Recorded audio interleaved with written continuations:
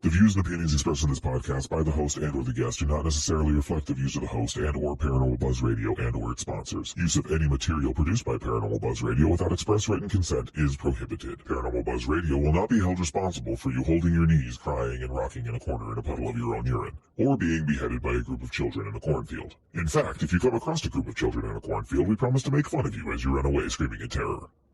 Listener discretion is advised. You are now entering the all-consuming realm of Shay's Paranormal Chat, where the things that are better left unsaid are actually said. Shut up and sit down.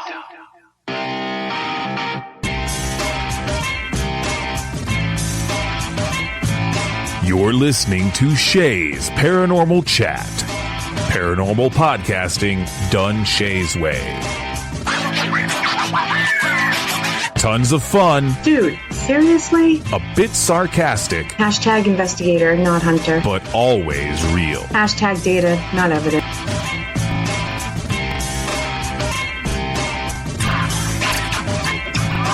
Don't get your panties in a twist. Oh my god, really? This is real, raw conversation.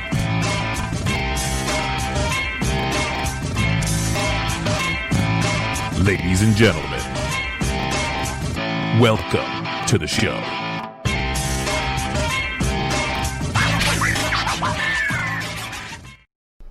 Good evening, everybody. Welcome to a special edition of Shay's Paranormal Chat. Tonight we will be airing the best of Raven Rose. So, as many of you are aware, on June 28th, the paranormal world lost one of its best, Roland Gerodias. Tonight, we're sharing our thoughts and memories of Roland, along with many of the clips that we have over our time of doing shows with him, just to honor his memory and to show him the love that we all felt for him. This is also a special episode dedicated to his wife, Cynthia, as an effort to show her the support and love that we all feel for her and the Raven Rose family. We love you, Cynthia. Very much. My name is Tim Schoen. I live in Rock Island, Illinois. I have known Roland and Cynthia for about two and a half years on Facebook. And I had the pleasure of meeting both of them last November at the local Quad City Psychic and Paranormal Expo hosted by Kelly McCarver. Roland, to me, was an inspiration more than anything else. Not only was he a good friend, but he was articulate, he was a wonderful speaker, and unlike a lot of people nowadays, he doesn't get into arguments with people that he simply doesn't agree with, which is a rare find in the last few years. Roland was very passionate about what he did. And it showed when, on the second day of the expo, I was running a couple minutes behind in arriving at the River Center, thanks to my Uber ride. He knew I was coming. I told him I was going to attend Raven Rose's presentation, which was the first one scheduled for the day. And knowing that I was coming, he actually held off starting until I got there, so I wouldn't miss anything. And he provided one of the best presentations I've ever seen. Knowing that he's gone now, it hits home. You know, I'm not related to Cynthia or Roland beyond our shared interest in the paranormal, but both of them are wonderful people, and even people like myself will miss him now that he's gone. But he touched so many lives and made so many wonderful friends, and we will never, ever forget him or his friendship. The This is Mike Ricksecker from Haunted Road Media. Roland was really an amazing guy, and what I really enjoyed about him, what I'll always remember about Roland, was his enthusiasm for the paranormal, his enthusiasm for knowledge. And I would see him many times just when a subject would pop up or somebody would ask him a question, he'd answer it, or when you tell him a bit of information, he would just get so excited. He would just literally like jump out of his seat and like, and I want to talk about this, or I have an idea about that, or I want to ask you about this other thing. And his enthusiasm was just off the charts. I really, really love that about Roland, and we'll truly miss that about him. Just his thirst for knowledge was absolutely amazing. So we will deeply, deeply miss Roland Gerodias. Hi, my name is Sarah Stream. I am a paranormal investigator with the team Paranormania, and I would like to just say that Roland was a great guy. He was a great investigator, and I'm very happy to have known him. And I will be thinking about him and Cynthia quite often. My name is Thomas Hunsaker, and I was fortunate enough to learn that Cynthia and Roland had their own paranormal group, Raven Rose, in Storm Lake, where I'm from. I thought I was the only one in that area that was doing this kind of thing. They ended up contracting me to do a photo shoot for them down at Melbourne Manor, and we did an investigation together afterwards and had so much fun. They were both very creative, high energy. You just can't help but want to hug them all the time. And a friendship developed. I was fortunate enough to be with them a couple of times at Melbourne, and they invited me to the Bango Haunted Crib in Shaler, and that was amazing. Just to see them work was amazing. They really bring a lot of original ideas to the paranormal world. Roland and I just clicked a lot. We would have lunch once in a while we'd go out for Chinese food, and thinking it would only be 45-minute lunch just to kind of catch up, turned into 3 hours. We'd sit there and talk. Now, a lot of people know that Roland can be very opinionated sometimes, but he is also an incredibly intelligent man. And the ideas that he came up with and the things that he got me thinking about were so intense. I'd walk out of those conversations with a buzz. It was just amazing. They're just really great people, and I miss Roland a lot. And I know he's still with us. And Cynthia, I love you, and I'll see you soon. Hi, I'm Ashley. I am half Connor sisters and 1/3 of the Southern Gypsies. I just want to take a minute and remember and talk about my favorite memory about Roland. First, I want to say that he was always the sweetest, nicest guy. And I noticed that not just with, me being friends with him, but anybody around him. He would go out of his way just to be nice to someone. And that speaks volume about his personality. I didn't know him very long, and I didn't get to talk to him as much as I would have liked. But one night he was video chatting us, and he's like, I really want to put this song with something for you guys, because, the burlesque thing and all this. And he was, sidetracked, and he would look at his computer, and he was like, it's this, listen to it. It was like, burr, burr, burr. It's like some old-time music. And he was like, no, wait, this is the good part. And it wasn't really saying anything. It was just some old-timey music, and he was getting down to it. He was like, I love it, guys. Look at this. And he would, move his hands and dance to this old-ass music. And it was so adorable because he put so much thought into everything. And I was just laughing, and I just thought, Lord, this man, he was like, let's do it. It's like, burr, burr, burr. It's the kind of music that you would have to crank to get it going. And Cynthia's like, oh, Lord. And she got off the chat because he was so excited. He's like, listen to the whole song, guys. Listen to the whole thing.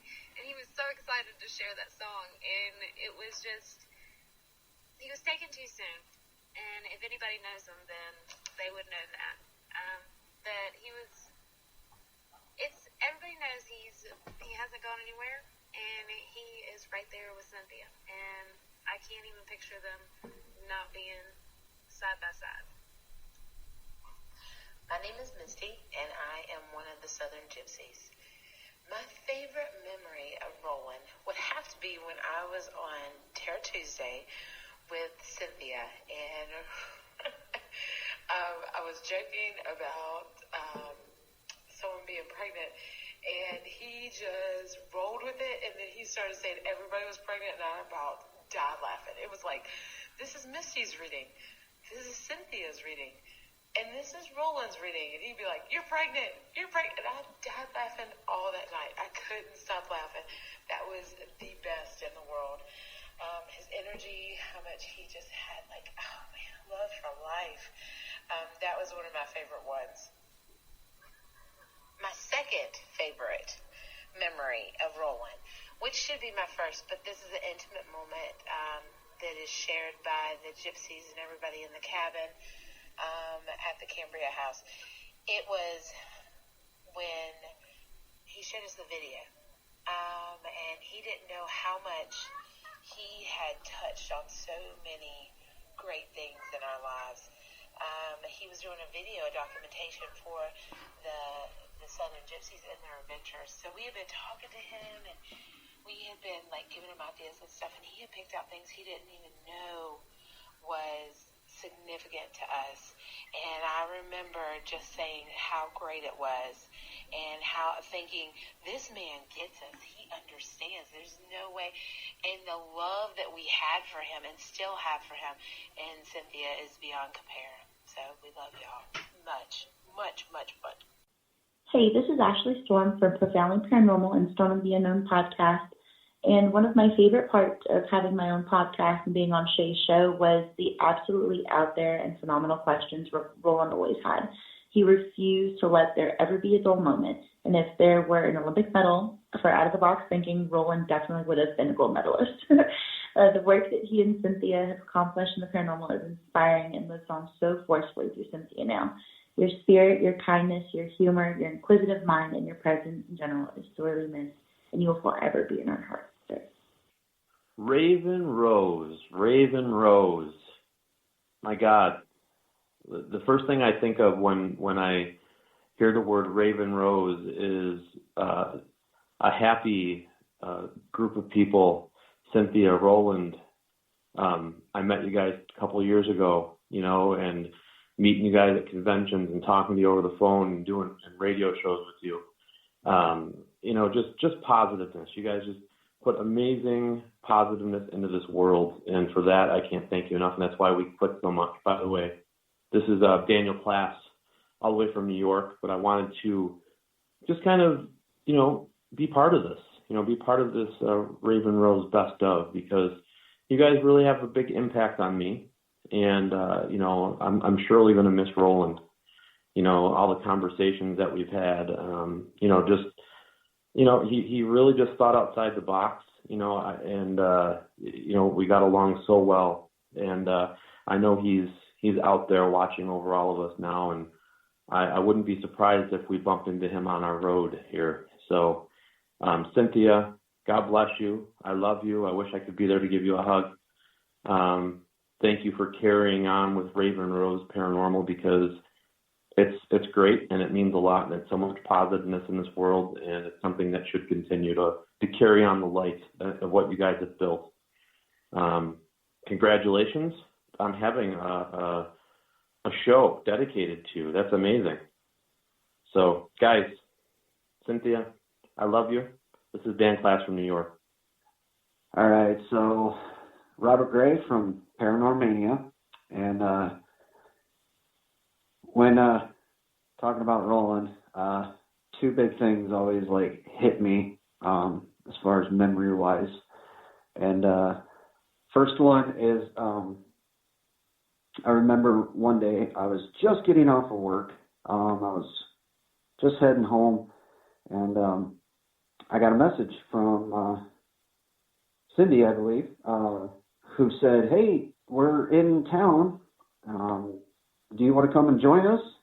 We're eating right now," or whatever. So, they live about half an hour away from me, and I thought, "Oh, cool, they're in my hometown." I'm like thinking about it. I'm like, "Man, I really need to get home. I got my kid, got food to start, stuff like that." And I was totally just gonna, skip it and commit to, being dad for a minute. And I thought, you know what? I never had this opportunity to hang with him this much outside of, doing anything spooky. So I thought, you know what? Yes, I'm going to go and chat with him for a couple minutes. And so joined up with them, and they, I sat down with them, and they pull up the chair, pull up the menu. What do you want? And I'm like, no, I'm fine.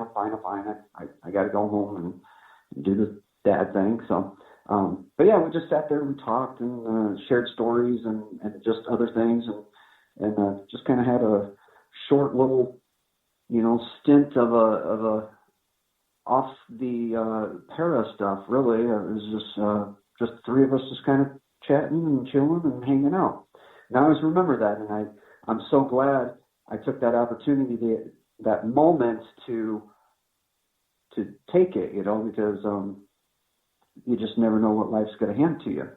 So the second thing that I had that always hit me was a time that we were doing an investigation, and it was an actual group investigation. We had speakers coming in, we had some TV names coming in, and it was going to be a good old time. We were down at one of our favorite places ever, Malvern Manor, and we had some really good, cool names there and stuff. And out of the blue, kind of last minute decision, Cindy and Roland had reached out to us and said, we really want to come. Is there anything we could do to join? And, Sarah and I, we both said, why not? Absolutely. Bring them down. So on the house, we brought them down. I believe they brought some snacks and stuff for us, which was great. And they calm down, they join the festivities, they meet all these different names and big names and small names, and just, the way they were, the way they are, meeting and greeting all sorts of people. But this is where my memory really hits me, is because when we started doing the Q&A, which is basically us standing in the room, introducing ourselves to everybody, we're going around the room, we start meeting everybody, going through the names, and the first thing we say after that is basically, well, does anybody in the room have any questions? And before you can literally even finish that sentence that I just said, Roland, woof, straight up with his hand like a kid in first day of school that knew the answer. He was so amped, so ready to ask these questions to our guest and to us and stuff like that. And it just cracked up the room, really, because I believe Josh was the first one to say, and of course Roland has a question for us. And it was just kind of comical, and it was just the way that everybody there that knew Roland, of course he's going to have a question. He's always got a question, because he was just that kind of guy who loved to talk. That was his thing. He loved to know everybody's opinions on things, and he loved the answers and the questions and all that stuff. So it was a chuckle, I think, for everybody, but it was something that I definitely will never forget. So that's my few moments that I remember with him. There's many more that I have, but I could ramble on and on and on. So, hey, my name is Chris Nielsen. I am with Traveler's Moon Paranormal, and I first met Roland, I want to say it was almost 3 or 4 years ago now. It doesn't quite seem like that long.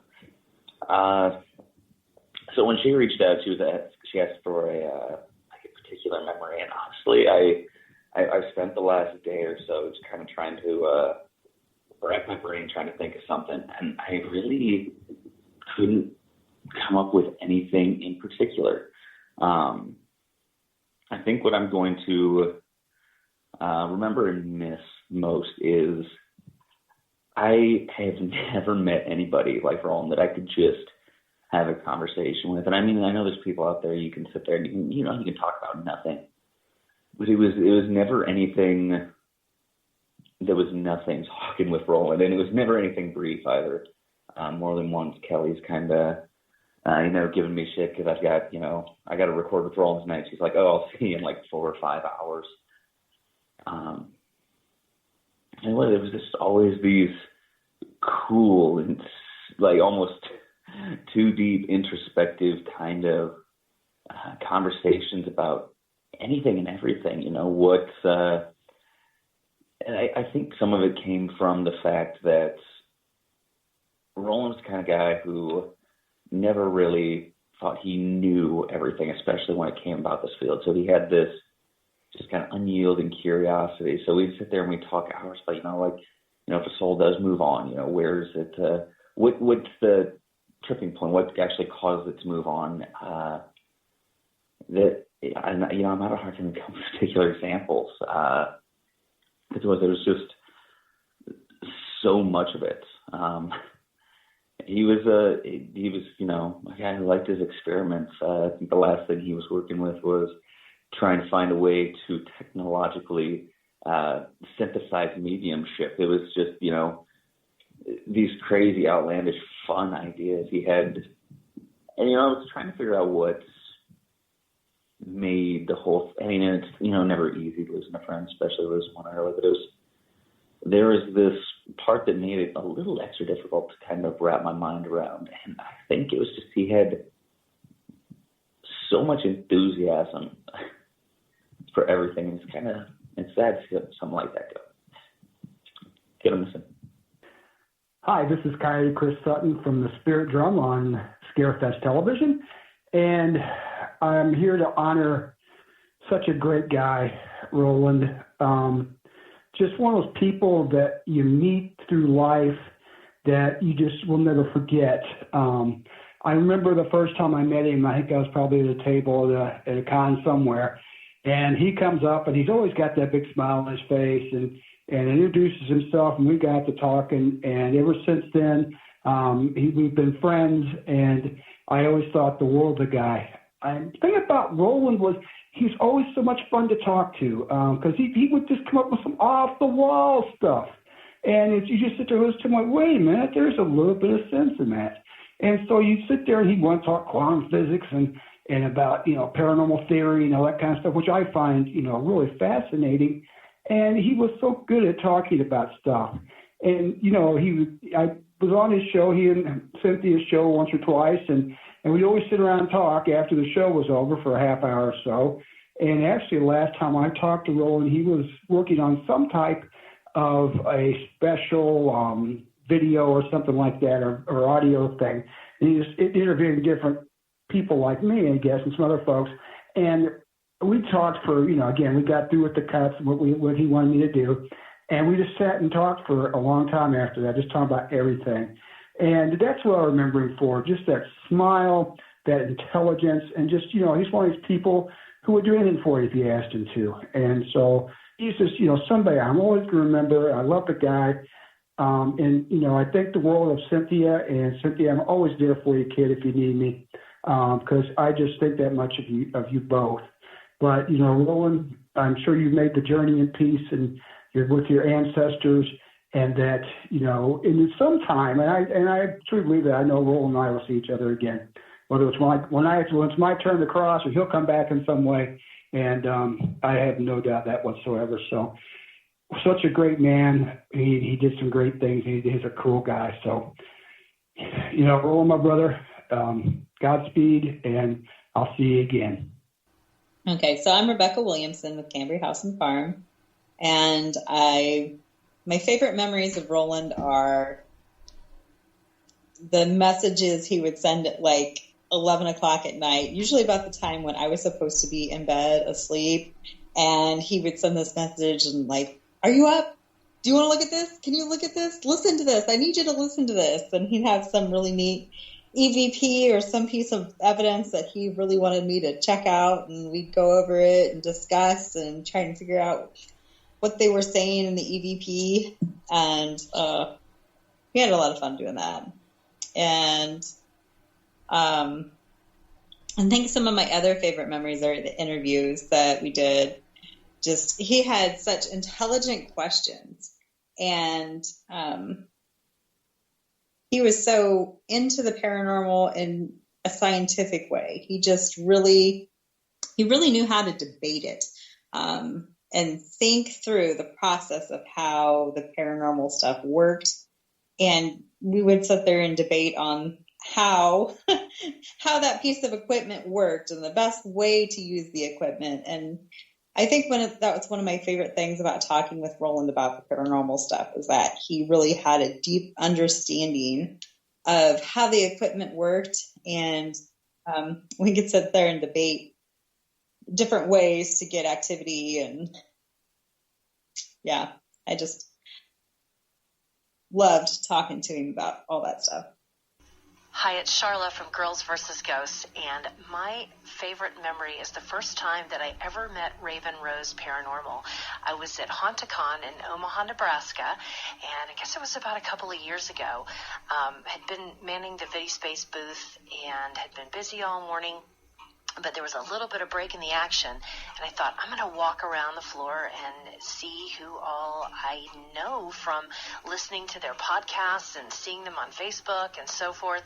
So I start walking around, and one of the first booths that caught my attention was Raven Rose Paranormal. And when I rounded the corner and stood in front of their table, it was like meeting old friends. Smiles from ear to ear, both Cynthia and Roland, and they were just so welcoming and so nice and so complimentary, and I just felt instantly like I had known them for years. And we had fun at the after party, and I think the main thing that I'm going to take away from that, and what I'll always have in my heart, is how amazingly wonderful and loving they were the first time we met, and that stays with you. That stays with you for a long time. Cynthia, I love you. You're a badass. I'm here for you anytime you need anything. And my greatest wish is that you carry on the work that you and Roland did that made so many people happy and brought so much to so many people's lives. Well, I'm Allison from RAP Paranormal Busters / RAP Paranormal and Friends podcast. And I just want to tell you guys a little bit about a couple of memories that I have about Roland, and then also Cynthia as well, and we'll throw Taylor in there too.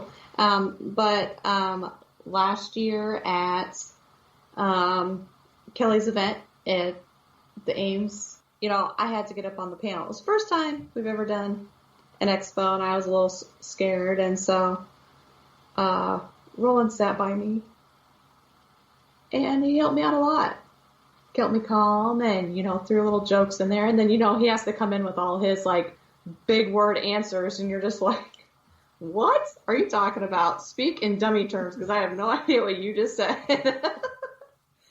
And then also, when he would do all his podcasts and things, he'd have all those awesome questions. But some of them just were way over my head. But I loved it because, he was so fascinated by it, and you knew he knew a lot, and pretty awesome guy. And then we had the chance to finally investigate with them, in June? I think it was in June, at Malvern, which was a really great time. We had a blast. We got a lot of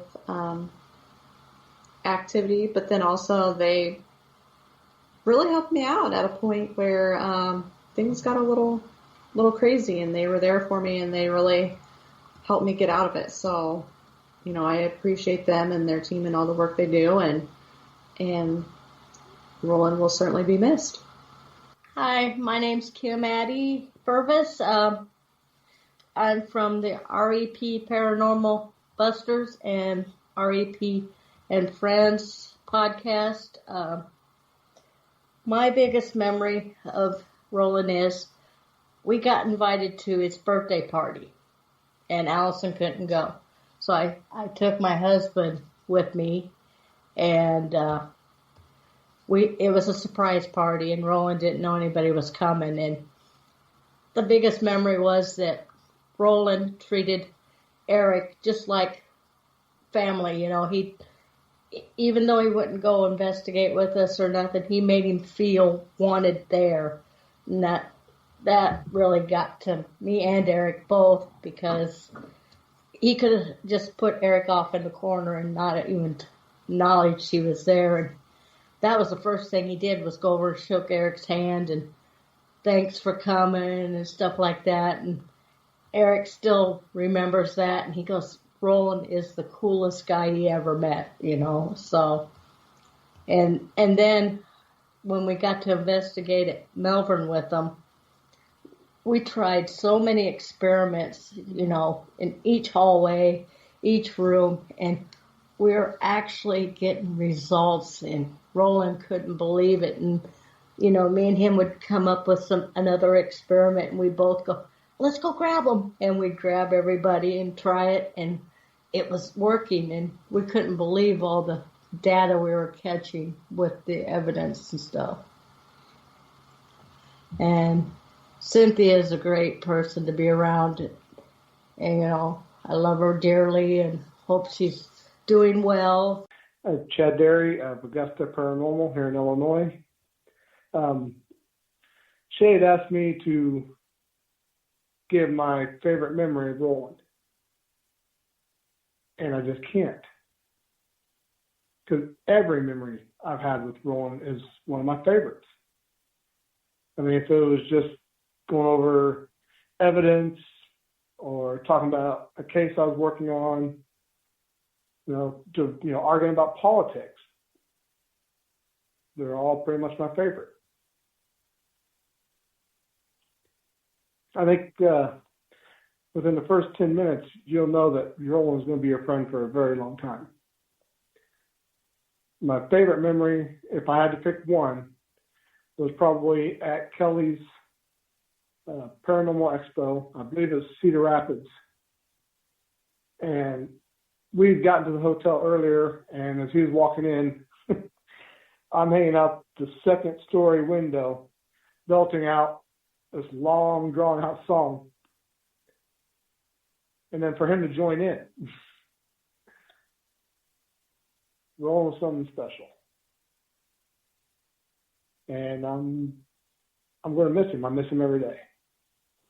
Hi, this is Sue Pashista from representing Short Bus Paranormal Team in Cedar Rapids, Iowa. And we have to say that all of us on the Short Bus team are so lucky to have gotten the opportunity to meet Roland, Cynthia, and their team, Raining Rose. We are even more lucky and blessed to be able to not only call them friends, but also family.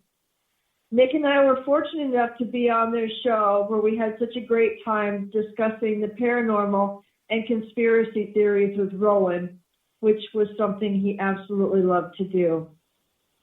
Nick and I were honored to be asked by Roland and Cynthia to speak at an event that they wanted to put on this year, but unfortunately that had to be canceled due to COVID. It breaks our hearts to realize that this would have been our last chance to hang out with him. All of us in the paranormal field lost one of the great ones when Roland was given his wings and called to his heavenly home. We will all miss him dearly, but comforted that he will be watching down and protecting Cynthia and his entire paranormal family.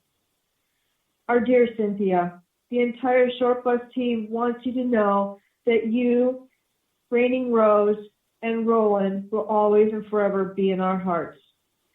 We send our love and hugs to you. God bless you. We love you. Hi, I'm Darren Buss from MGS, which stands for Midwest Ghost Seekers.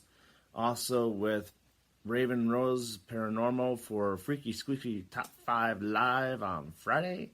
And also Paranormal Buzz Radio, the question guy. My memories of Roland. Where do I start?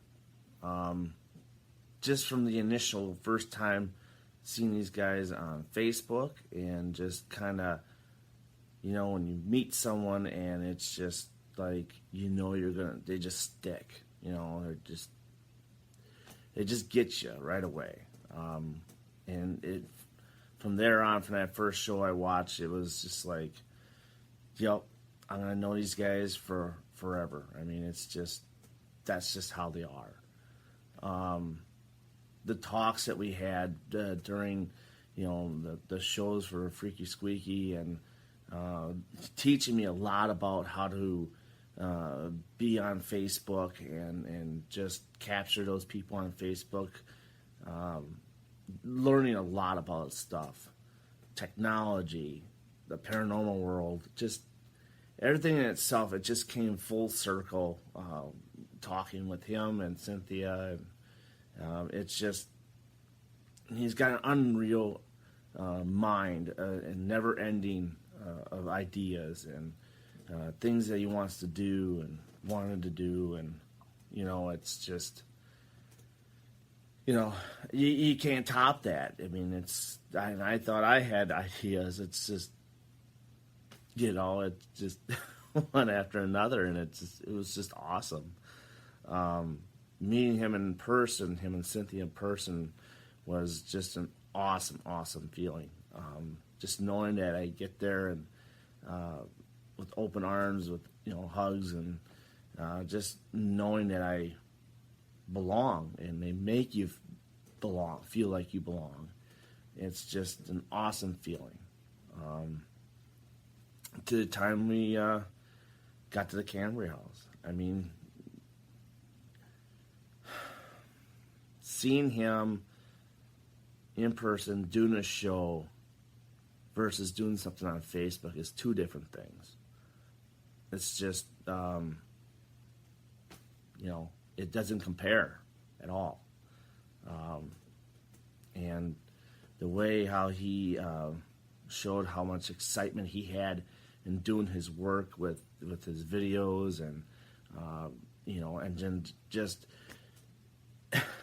seeing things that in the background when we were doing stuff. It was amazing, just how much talent he has to doing videos and collaging things and just making them the way they are. And you could tell he's just never satisfied until he gets somebody else's view of it, and it's just amazing how he did things. So my memories of Roland is just an awesome person, an awesome mind, and it's just and it's always going to be that way. Hello, everybody. Welcome to Shay's Paranormal Chat. We're already laughing. If you can't tell, we're a few minutes late tonight. Hello to everybody in chat. Roland, you threw me off, man. Can I say it? Should I introduce you first, or do you just want to go for it? No. Go ahead and introduce us, so that way they can sit there going, okay, we're not going to talk to that guy.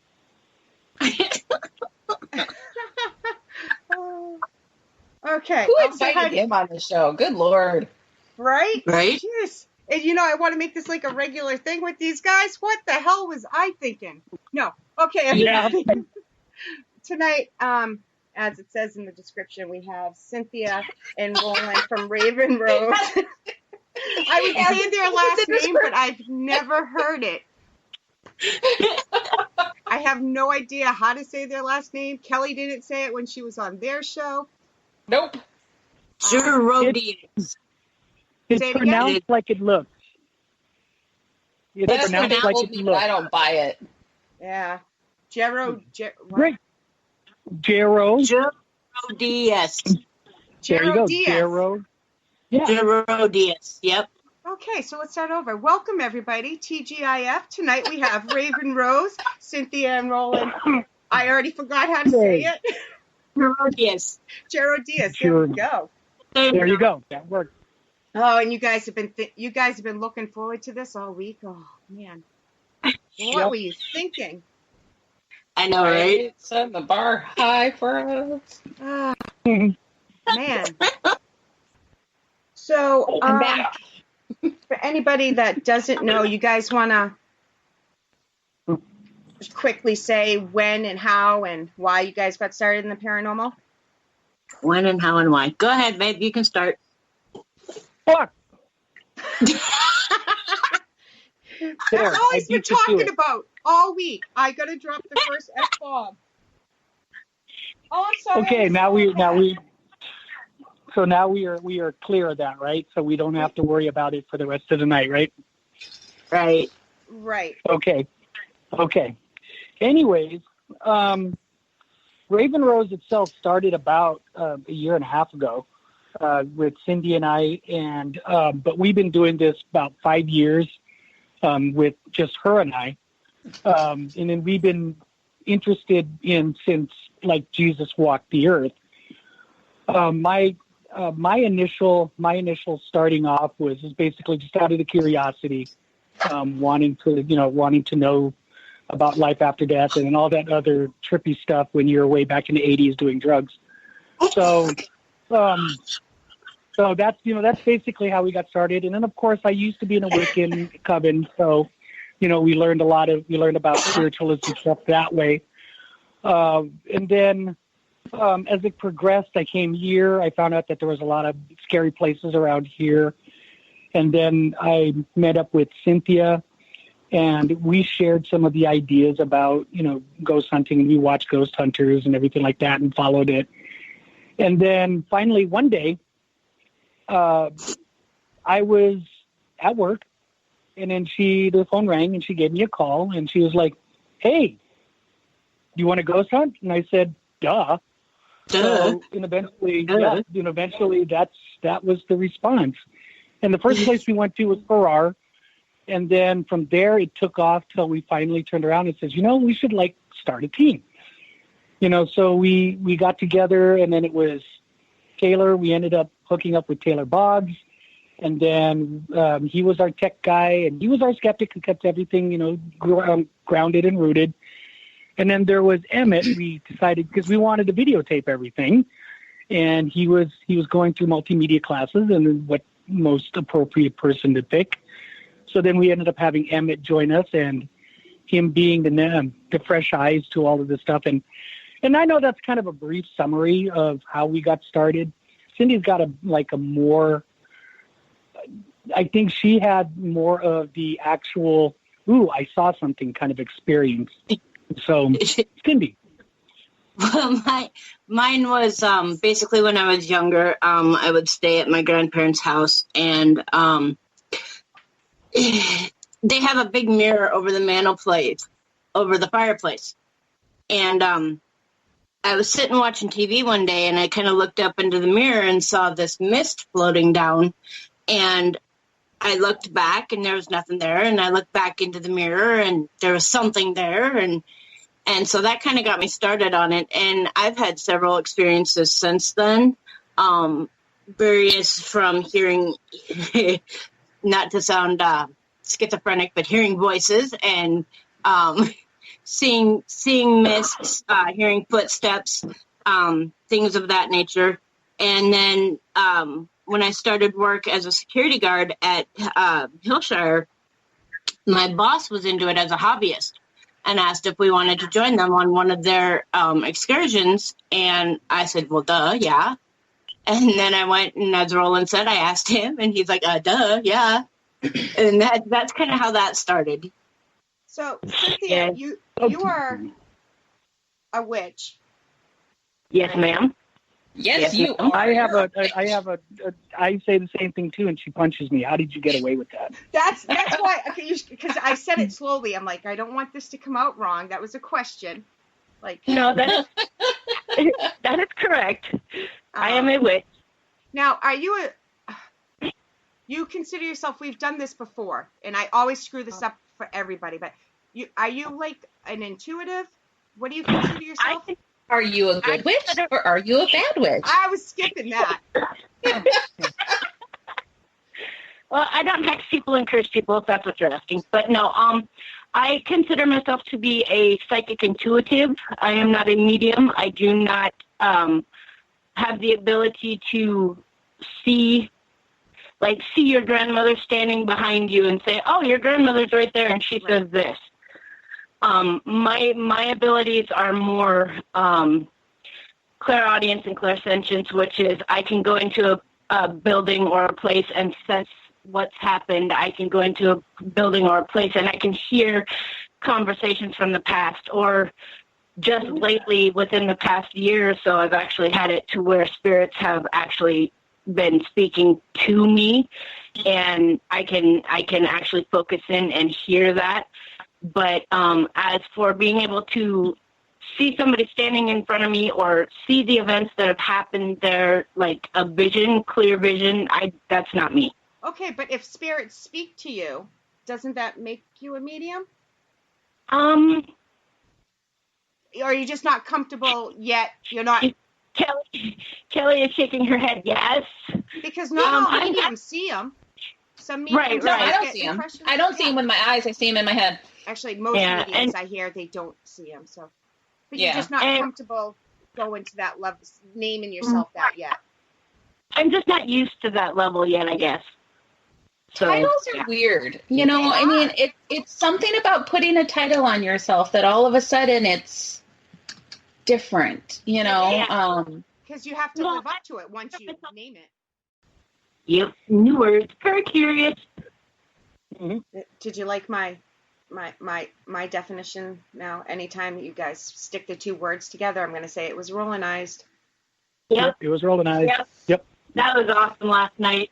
That was really cool when that showed up in chat. I was like, hey, look, Shay put up a new word, Rolandized. Yeah. It'll have to go in Mama Pat's dictionary.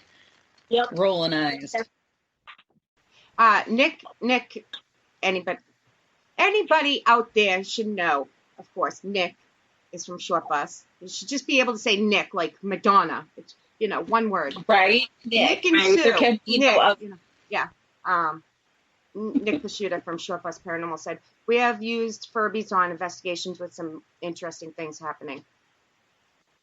So. Well, let's see. It would be almost similar to like, I think I was watching a video of a paranormal group actually using a Teddy Ruxpin, and Teddy Ruxpins, they only have the little tape recorder, right? And again, I'm very skeptical, and I don't know if it was fixed or anything, so I have to look at it with a grain of salt. Yeah. But this Teddy Ruxpin thing, it would just, mumble out a story, but then every once in a while it would say something that it normally doesn't say, and things like that, animatronic kind of creatures, I'm always, curious if like it can be possessed or spiritually manipulated, because you know how energies can affect things, but Furbies, Ruxpins, anything like that, I don't know. They're kind of creepy. Yeah, it's a comment. Did I mess up everything now that I'm back on or something? No, go away. No. Amy says she loves Raven Rose. Aw, love you too, Amy Bing. They're still talking about Edinburgh, and Nick said I was right. I knew there was. That's why I was confused. When did you say you're doing that investigation? I hope you didn't say April 27th. Yes, I did. April 26th and 27th. I'll be home the 26th, but I have my own investigation. My season has started. I'll be out of town investigating. Oh, that's fine. Like I said, can we go ahead, experiment? Where are you going to a location, or are you going to a residence? A location. Okay. Without telling us, well, you're probably going to tell us anyways. So, at some point, if it's possible, if we can do a Herd-Hauser experiment, yeah. For all those people who have seen Brush with Evil 3, basically what it is one team in one place does an investigation, and they ask certain questions to see if it will affect the other place. So what I was going to offer up is, while we are at the Shaler, we will randomly at a specific time, we'll timestamp it and everything like that, and record it, and see if we can manipulate the spirit where you're at, and then at some random time you timestamp it and whatever, you send something over to us to see if we can reenact that particular. No. You'll You're tell going to tell the spirits to do it. Yeah. Okay. Through spirit. I missed that part. Sorry. Yeah.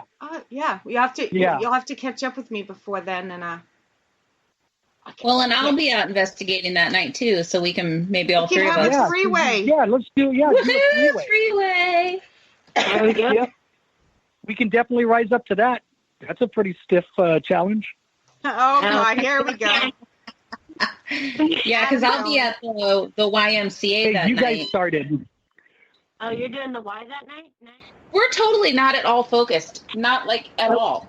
Nope. It's my fault. Remember, it's my fault. I totally broke everything right at the get-go. So, You know, we did kind of shape up while he was being sold. Yeah. yeah.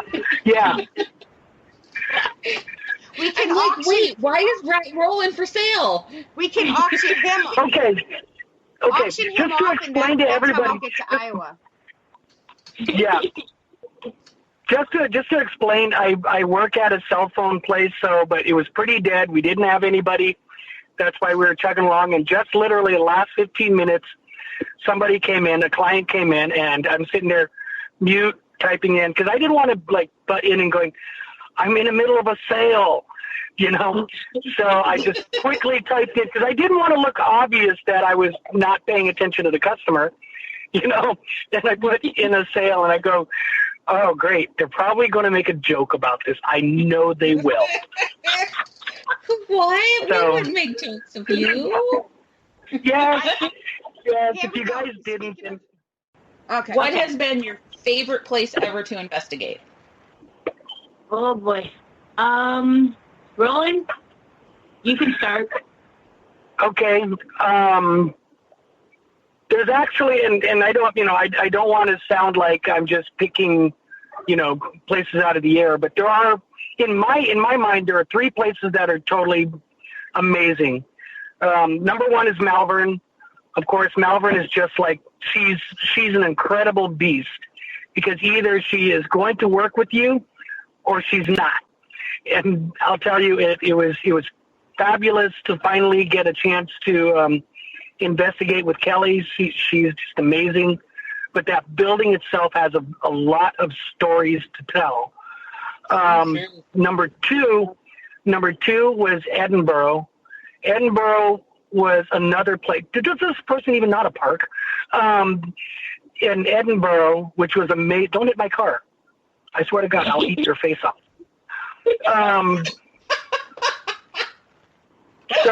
But anyways, I'll keep that in mind. because the guy drove up opposite of the way the parking stalls are just to turn around and park. And I thought he was going to like old man park and take up 2 parking spaces.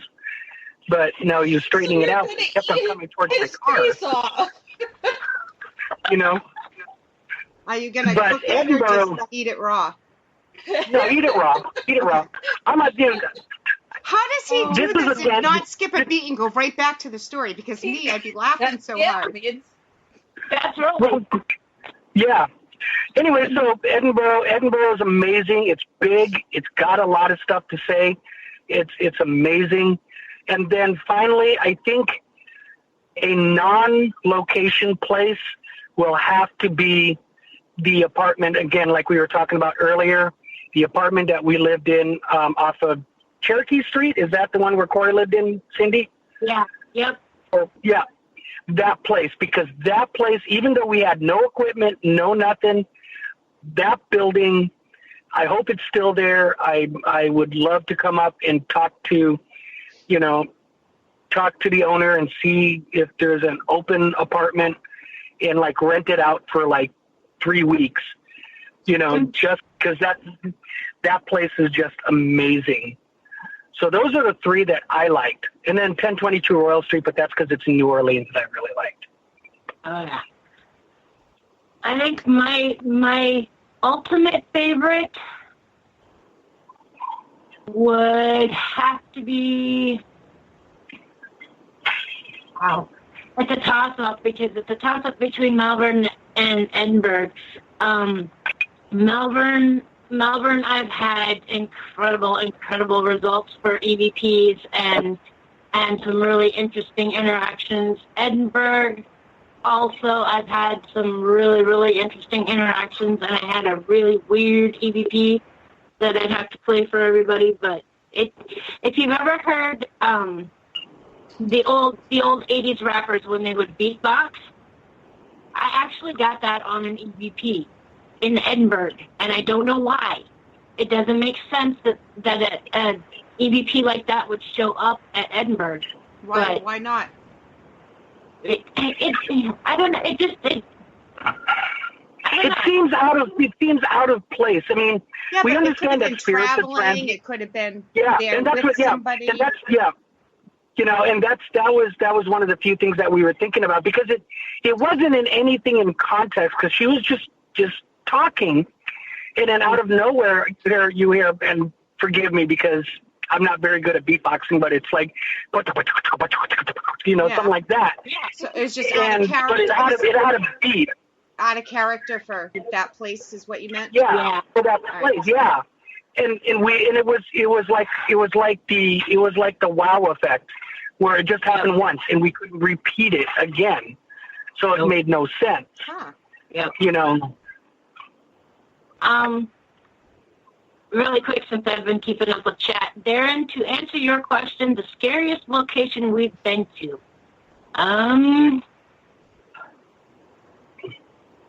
Actually, I don't think we've ever been to an actual scary place, as per se. Yeah, the EB, you know, you have the EBGBs, and okay, this does relate to the question. The reason why we haven't yet, I don't think we found a terrifying place, is because I tend to walk away from the group by myself. I want to make a quick side note. You should never go by yourself, partially because you always want to have a second person to validate what you say. Number 2, you can hurt yourself. Or number 3, you could see little floating faces in mirrors and stuff like that, and you can scare the fuck out of yourself. But so far, I have actually walked away by myself to pretty much every location that we ever went to. We were at 1022 Royal Street with a group doing a tour. In the last 30 minutes, they would do an SI, which is a solo investigation. And the moment she goes, okay, this is the time we're going to do a solo investigation, does anybody? My hand went up immediately. And the lady that was next to me goes, you're going to do this by yourself? And I go, oh, hell yeah. You know, I want to do this by myself, you know. So Cindy can gauge how scary a place is by how many times I leave by myself, you know. So that makes sense. The most popular question when we go on an investigation is, where the hell did Roland go? Yep. So yeah, I think the closest place we could say that would be freaky, scary, would have to be Edinburgh, because we wouldn't go into the basement. Yeah. You know, and I pulled a solo down in Edinburgh, and I'm not going to lie, it was pretty scary. I went down in the basement. I just wouldn't go in the boiler room. Well, the boiler room. That's where I went in by myself. You know. So, yeah, I don't know if there's really anything scary, but you know. Yeah, I was gonna say the scariest place I have probably been when we've been investigating. Oh wow. Manila Schoolhouse. Down in the basement of Manila Schoolhouse was the one place that scared me. Because of the ghost or because of the basement? I've heard of that basement. Both. But yeah, no, we really haven't encountered anywhere that's been so totally off the charts scary that we've had to walk out of it. You know. Now, there is a funny thing I want to addendum this to. If you would have asked me to go into the basement of my own house, I won't go. You won't go. I won't go into my own basement, and it's a furnished basement, but I won't go. Just for some reason, I don't like going down into our own basement. I'm terrified of going down so whenever there's a fuse goes out, I make sure to, if Cindy sends me, I'll look at her going, really? And she'll go, yeah, you go down there. And I'm like, okay. And I'm like straight out of a horror movie. I got my flashlight. I'm peeking down and, and literally trying to find this thing. And when I finally get everything going, I literally scamper up the stairs and close the door. I'm laughing, but I agree because most people already know this, but I have 3 big fears, and the top 2 are the dark and the woods. I know. No, I like phobias. But when it comes to investigate, it took me a while, but I do it. But if I have the choice, I'm not going fucking camping. There's the F-bomb, guys. I'll go investigate the woods, but I'm scared of the dark. I think I'll be a ghost hunter. Seriously. Yeah. They've put me in closets before. Go in for 2 seconds. Next thing I know, it's like 12, 13 minutes later, and I'm still stuck in this closet that used to be a dumbwaiter. So. Yeah. Well, no, I mean, this is, I think it's because, Kelly, I told this to Kelly when we were down at the Mason House. You can tell when you're an investigator, because, like, for example, I was at the Mason House, and the door opened. That was the very first poltergeist activity I've ever seen, ever. I have never, ever seen a door open, a thing fall off out of no particular reason, nothing. The door opened, and instead of going, oh, my God, the door opened, I came in, and I go, Cindy, did you see that? And she's like, I heard it. And I came up to Kelly and I go, hey, guess what? The door opened, and it was just something normal. Then the very next day, that morning, when everybody all got up, Cindy went to go have a cigarette. I literally got kicked awake. I was in a side semi-fetal position, and it felt like somebody shoved my leg and my ass up. And I literally rolled over, got out of bed, pulled out my EDP, Mason House, woke up in the morning. So what do you want? I got to go to the bathroom, so tell me what you need. And it was just, I think if it was any other situation, yeah, I might have been freaked out, but because I'm in an investigative mode, you don't think about it. Maybe that's it. Maybe I can go into a basement when we're investigating. If somebody said, investigate your basement, I'd probably do it, and it wouldn't bother me. Now, if she said, go downstairs to go get a can of Spam, I'd be like, no, I'll drive to Hy-Vee and get it. I will starve first. Yep. Up until, even after I investigated, up until the house burnt down, I moved here. But before this, and I've only been here a year and a half now, I would still sleep with lights on. And I was actively investigating dark in the woods, but I would sleep with the light on. So, yeah, I don't know, but I don't anymore. I'm getting better, but. So Shay's scared of the dark in the woods. I have a phobia about having my back exposed, especially when I'm ghost hunting. I don't have a phobia but I don't like it. Oh, I'm weirded out if my back is exposed for too long. So, Cynthia, Roland, what are your phobias? What are you guys scared of?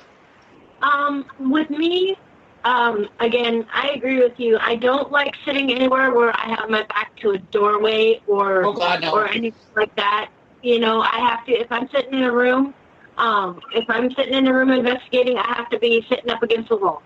And I have to be able to see. Killed me. Yes. Oh, yeah. Did you go do the isolation room down there? Yes. When I was down there last, they had the chair sitting right in front of the doorway to that other back room. So your back is to that other room. Oh my God. I about lost my shit. No, I can't do that. That just drives me up a wall. And then I guess my other phobia is, I don't want to say I'm scared of the dark, but if it's really, really dark, I mean, there's absolutely no light whatsoever, then my mind tends to play tricks on me. That would be mine. So, Rody? Okay. Mine, meeting Zach Baggins. Yes. After all of the stuff I've ever said, I'm afraid to meet him. I'm actually no, seriously. I I think my personal phobia is children, which is ironic because I seem to connect very well with children's spirits. But I'm always afraid, like when we were in Edinburgh and all the way what I call the little girls' room, it's the one with the little musical stand, the bed, and everything like that. There's a closet that's got a little cubby hole right above it. And every time we've investigated, it's been partially opened. And I know she's in there. I know she is. And I know she loves to play with me. I bring in Penny and Pippo, and the activity kicks in, and she has, and I'm cool with that. But I'm always scared to look through the camera and point it into that thing because then I'm afraid I'm going to see her peeking out. And I know that would be like the ultimate holy grail, but I probably would say it and then have to wash my pants, We always say that about the flare in the woods when we're using the flare, because I'll be like, point it over there, because I think I hear an animal. I don't like the woods, so I really get freaked out, and I'm like, there's a warthog coming to get me, or Bigfoot's coming to get me. A warthog. There's a warthog coming to get you. Yep. Yeah. It's a warthog. I could literally stand in the nurse's wing and challenge the tall man to come at me, and if he sees me, and I'd probably freak out, but it wouldn't freak me out. If I walked into Gracie's room and saw her sitting on the chair, it wouldn't freak me out. But if I walked up into Inez's room and I saw her standing there in a corner, immediately, Stephen King, and it just, all I could see is me riding a big wheel down a hallway and seeing two little girls, and I'd be shitting my pants,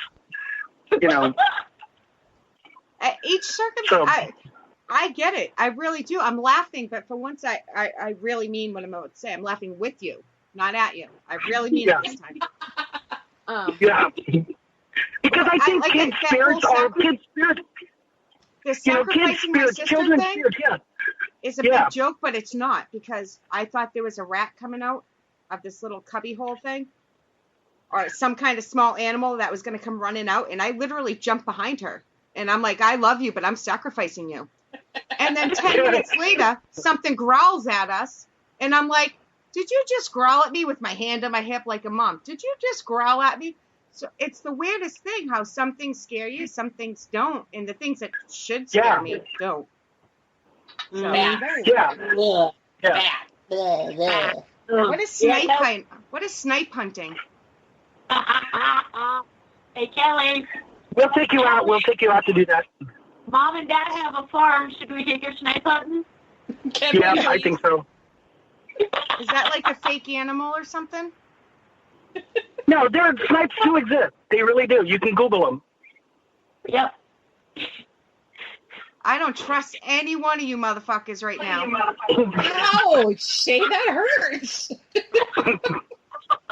Well, they're laughing in chat. I can see your faces. The girls are on video. Roland's voice is cracking. So how can you not trust a face like this? Come on. The bad thing is, I have actually done that to somebody. I'm excited about tonight. This is a first on my show. Of course, we have Roland and Cynthia from Raven Rose Paranormal, and we have some friends that will be popping in and out, I think. Yep. They are live from their investigation, so this is a first. This is going to be fun. I'm so looking forward to this. We are totally stoked. Yeah. It's going to be interesting, huh? We just actually got done doing a walkthrough not too long ago, and there is some definite distinctive energy to this place. You want to, let's start off in case, I know the people in the chat know who you are, and most of them already know where you are, but for people that listen later, why don't you fill us in on where you are and what you're doing? We are Raven Rose Paranormal. We consist of myself, Cynthia, my husband Roland Gerodias, and our resident tech geek skeptic Taylor. Yep, I'm here. And Emmett couldn't be with us tonight. Emmett had stuff to do for a college project, so he had to sit this one out, which kind of makes me sad.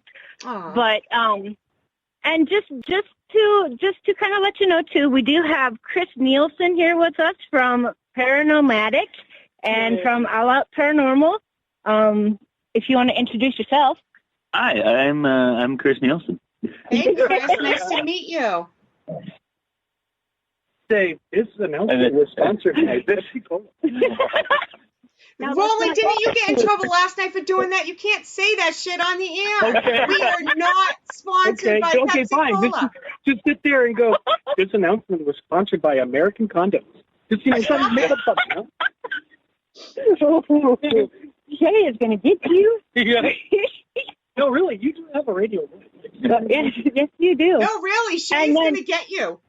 See? I told you. Oh, my God, my brain is melting. Damn it, Shay. Stop. And then we have Thomas Hunsaker from A Glimpse of Brilliant Sanity running around somewhere taking photos and filming stuff. Nice. So he's running around inside. We're outside so we can actually get a signal because once we hit inside, there's no signal. Yeah. That's why Can I make better. Can I make a real quick plug? As we want long to as give it a doesn't big. say I sponsor somebody, go for it. Yes, yeah. This plug is sponsored by.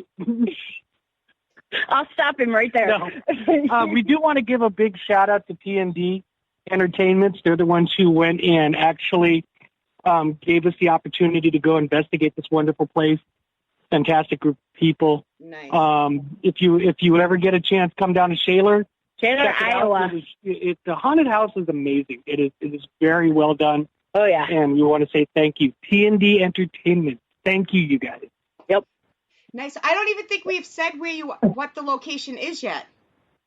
We are in Shaler, Iowa, which is a small town about 15, 20 minutes south of where we live. We are at the Shaler, is it the JC? No, just fire department? T&D. Or just T&D. T&D Entertainment puts on the Shaler Haunted House every year. So we are actually investigating a haunted attraction. Yes. Yes. And you can find T&D Entertainment on Google and Facebook. Nice. And the Shaler Haunted House has a Facebook page that you can check out.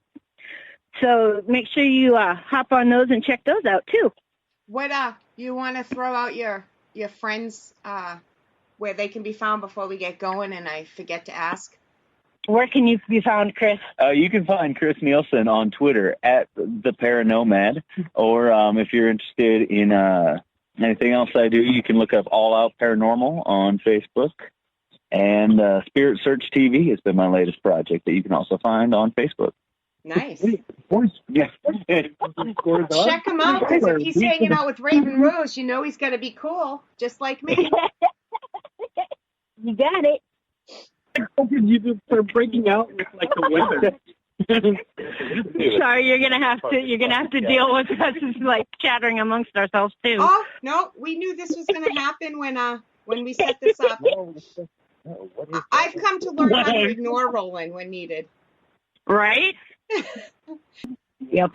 Yes, Matt. Matt, the co-owner, is saying Chris is awesome. He is. I know who he is. I agree. He's awesome. I'm just being funny. Or I think I am. And we love you. So, thank you. Yeah.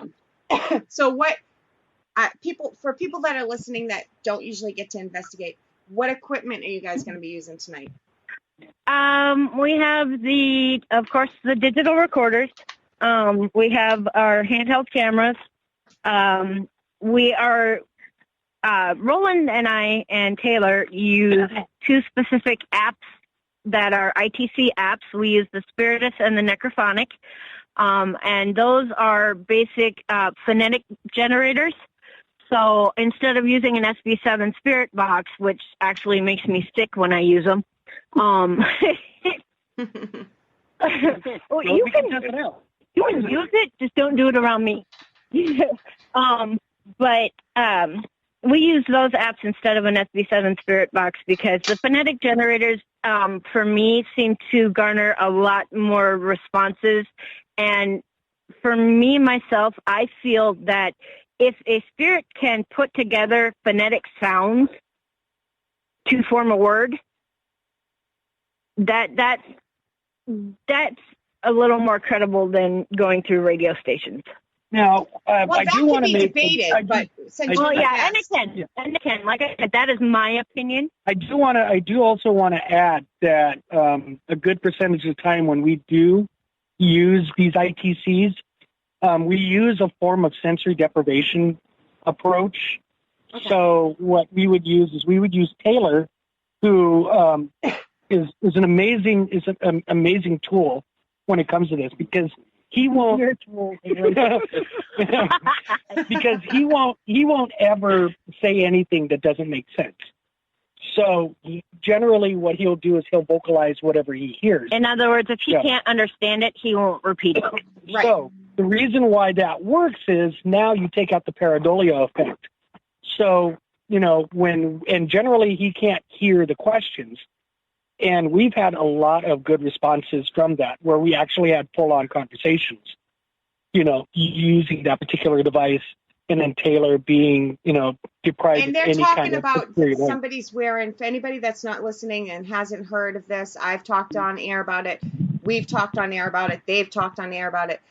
It's when you're wearing headphones and you can't hear the people that are asking the questions, and you're getting... In this case, it's the app, the ITC app. That's all you can hear. It's going through the headphones, so you can't hear the questions being asked. So we do it also this way, not with the apps, but so it kind of, as he's talking about, you can't hear the question. So if the answer makes sense, it gives a little bit more credibility. Right. Darren wants to know. Darren Buss wants to know, is Roland going to look at himself in the mirror? Roland has already scared himself so many times. It's hilarious. Oh, that's funny. Oh, yeah. They were going through their walkthrough, and I came down because Roland gave me his coat, and I had already done my walkthrough and everything. He gave me his coat, so I came to come outside, and Chris had gone through a different door than I did. And Roland must not have been paying attention or something. And so Roland went to go through that door, and Chris is standing on the other side, and all you hear is, "Oh, Jesus Christ!" Oh, that's funny. Oh, yeah. I came out just dying. That is funny. So, yeah. So when you guys do isolation stuff, how do you do it? How do you keep the person safe? Because not that I advocate it, but if you're going to do it, what are some of the ways that you can make sure the person stays safe? Generally, when we ISO or, do an SI, we try to have a camera, that is connected to a monitor that can videotape it. Now, that's not always a realistic approach. Right. So, if in the event that we can't do that, we do a quasi ISO, where, for example, if we put somebody in a room, we'll have somebody outside the door. In this case, we're looking at doing a quasi-ISO with Taylor, where he will have a necrophonic with headphones. Where are they going to put you at? Where do I get a hide? Yeah. Yeah, where are you going to hide him at? No, but basically we're gonna put him. There's going to be two people there, but the reason why I say it's a quasi-ISO is because what will end up happening is like, for example, I will be the one who will be doing the EVP, the questioning, and the necrophonics, and Taylor, all he is just vocalizing what he hears. All right, so you'll be in the room with them. Yeah. Yeah. Okay. Yeah. I wasn't sure because some people say isolation and they mean. Well, like Zach sends that other guy off to deal with the demons. And we'll do that, and we'll do that. This is a great place to go do something like that. We try not to keep them down too long. We're not going to do the Zach bag and say, "It's going to that hole over there." We're going to try to. You are so going to make it so that we have no life savings for the rest of our lives. You know that, right? But it's the truth. I mean, we're not going to do something like that, and we'll try to keep it. We try to keep it like within a 15-minute period. Yeah. Because safety is important. And somebody will be like out in the hallway or close to where that you're other alone, person but is. they're not alone. You're in their earshot. Yeah. Okay. Exactly. And I have a feeling Chris is probably going to be one of them that's going to be doing this too, because Chris has locked himself in Edinburgh Manor by himself for 5 days. For 5 days. Yeah, it shows. You look pretty gaunt. So yeah. So I didn't have bags under my eyes before that. Originally Chris was like 365 pounds. Yeah, so when he came out, it was the ghost diet. Don't make me laugh. I'm gonna start coughing. Poor Shay. I need that diet. I would be go on a locked diet? in somewhere for that Yourself diet. in for 5 days. I ate pretty good while I was But yeah, so Chris is crazy enough to do stuff like that. Me? Yeah, me too. Me? No. You got like 3 guys here. Okay, so I'm like the chicken of the group, I guess. The chick or the do or do we not need to establish a safe word? Yeah. Bananas! I'm thinking pork and beans. For Micah. For Micah. Poor Shay is on the other end of this dying. You guys know this, right? Yeah. I'm trying not to cough. So are you guys sleeping on location? Sleep? Did you say tweaking on location? Sleeping. No, I did not say tweaking. We don't do that kind of stuff. Sleeping. No twerking, no tweaking, none of that. Define sleep. Are you guys like going home? Or are you going to be like on location? No, the we whole actually we have Chris brought his camper and what is it? the Thunderclaw. Thunderclaw. And Taylor has Raven Rose Mobile Command, which is a big, huge camper. Yep. So yeah, we'll probably end up. We got places to crash and stuff. Okay, so what other is that? Did we cover all the equipment that you're using? Because we keep sidetracking, which is no surprise I think for this show. Do you have? What else did you bring? Any other fun toys? I brought a full spectrum camera. Nice. We are actually going raw. We're going to go very basic here. I think this is something where we want to try to capture like straight EVPs and straight videos and none of the big old school. Yeah, there we go. Nothing wrong with that at all. That's why I want you guys to come back because we have fun together and we can be stupid silly, but there's also which most people see the stupid silly part of me, every Friday. Yeah.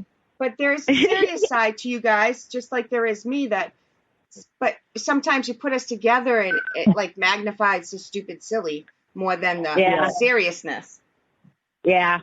Well, it's like right now, we're just getting ready. We're going to settle down, get something to eat.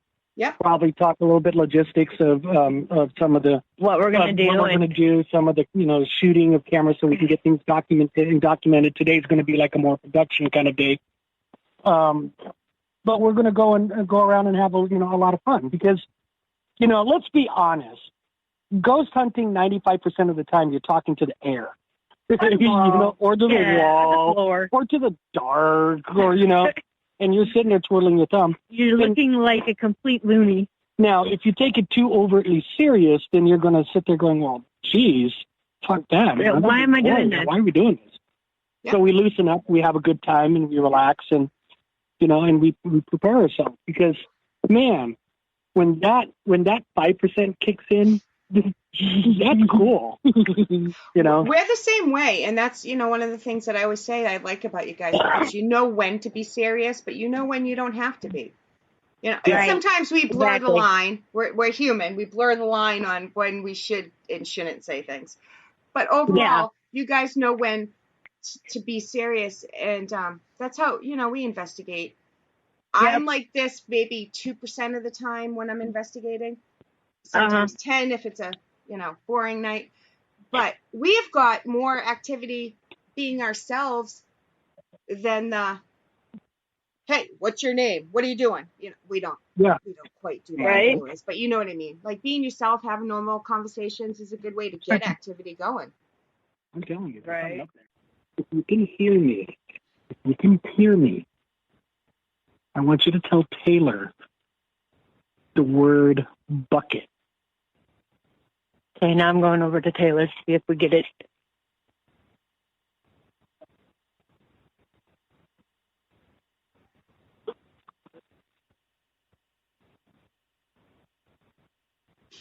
Sounded like bucket. I swear to God, as soon as Roland said that, I knew Taylor was going to say fuck it. I don't remember how, but I knew. Or how clueless he is to how incredible this is. Right? So, like I said, oh my God! You want to explain? You want to explain what we're doing? Okay, so to explain what we're doing is Roland is asking questions. Yeah. Taylor had we're gonna take a break from it for a second. Taylor had the headphones in, and he's using the Necrophonic ITC app. Roland is standing quite a ways away from him and talking in a softer voice so that Taylor we can tell. absolutely. I think they can tell that because Roland we can hear better than Taylor, so you can tell the distance. Taylor could not hear him, and Roland says, "If you can hear me, say the word bucket." And Taylor, who is standing all the way over on the other side, gets this confused look on his face, and he goes, "It sounded like fuck it." Yeah, so either a spirit said bucket and he misunderstood, or Taylor read my mind because fuck it instantly came into my head. Yeah. So pretty wild. Yeah, it's pretty cool. Yeah. You know, it's hard to describe because listeners can't see how far they are. They can't, it's hard without video. Right. But you guys check out the Raven Rose page and see some video of it. Hopefully there'll be some up the weekend. Oh, yeah, we will definitely. I'm going to, like I said, once we get done with you, I'm going to do a quick live from outside and let you see the outside of the building and what we're doing. And this could get Yeah, it will. I am so excited. So for anybody listening, live listeners or anybody that comes on and listens later, you can find them on Raven Rose Paranormal on Facebook. Yep. I highly suggest you check them out because they do some serious investigating and they have lots of fun along the way. Great people. I'm excited. We have Miss Cynthia from Raven Rose back. Hey, girls. Hi. Are you ready for some fun? Oh, I'm always ready for some fun. Right? When am I not? Right. Yep. I'm sure we'll go down the rabbit hole a few times. Darren just asked where Roland was. Roland's at work, and Kelly seems to think she needs to travel. So while the cat's away, the mice will play. That is exactly right. Kelly, this travel is so worth it. Yeah, I know. I'm jealous. I wish I could be there. Yes. Yeah. She's like 8 hours away from me. Ah, so close. I'll see her in like 2 weeks though. So yeah, I was going gonna to do both. So far, I get to see her on Wednesday. Yes, that's right. I'm going to have to drive over and scare you that. Kim, that is not nice. Kim says I'm going to have to drive over and scare you that night and go look in the windows. The last time we were down there, it was Roland and I and two of our friends, and that was the second time we'd been there, and we were just speak of the devil, and he freaking calls. Hang on a second. That's okay. I can talk to the chat people. Hello, Matt. You can hear Roland too. I've got. Hi. I told you couldn't be a guest tonight, you son of a bitch.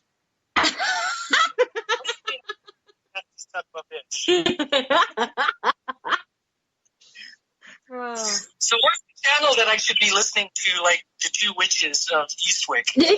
Paranormal Plus Radio, babe. Okay. There's a link on Facebook. I've gone on Facebook and I don't see it. Are you on the Paranormal Buzz Radio channel? No. Well, go to that one. That's just too goddamn obvious. He just wanted to be part of the Shay shit show tonight, so he wanted to call. Yeah, he did. Yeah. Yep. Okay, there we are. Well, at least he used this phone and not the one that I'm actually talking to you on, Shay. Well, that's a good thing. There you are. Good job. Oh, that's a okay. Whoops, I didn't mean to do that. Uh-huh. Okay. Okay. Cool. All right. Okay. Say bye. Love you. Say bye. Bye.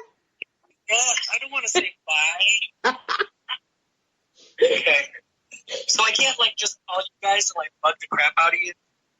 Well, that's up to Shay. No, I would never do that. I'm at work. I would never do that, but yet he's on the phone with us. Right. Yeah. And he's at work. Go figure. Yeah, I know. Yes, you do, dear. He'll have to come back soon. Yep. We will do that. I want to be a host with Shay. Oh, are you jealous?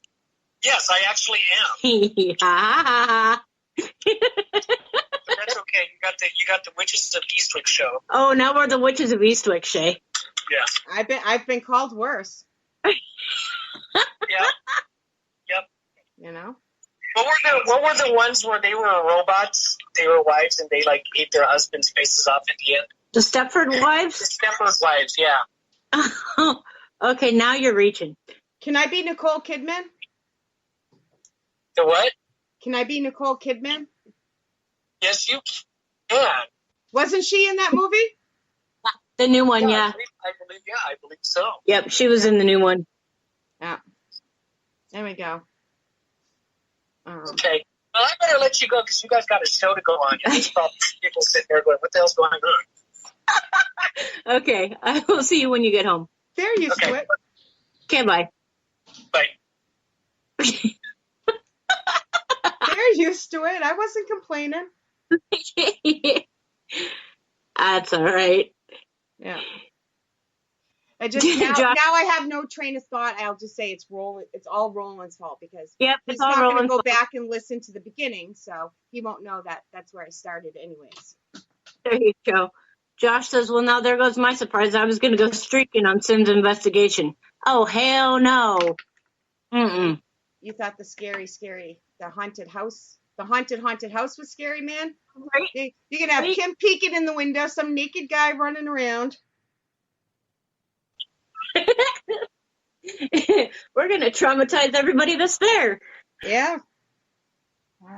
No, but we're it's going to be fun though because Taylor and Emmett have never been there. Oh, really?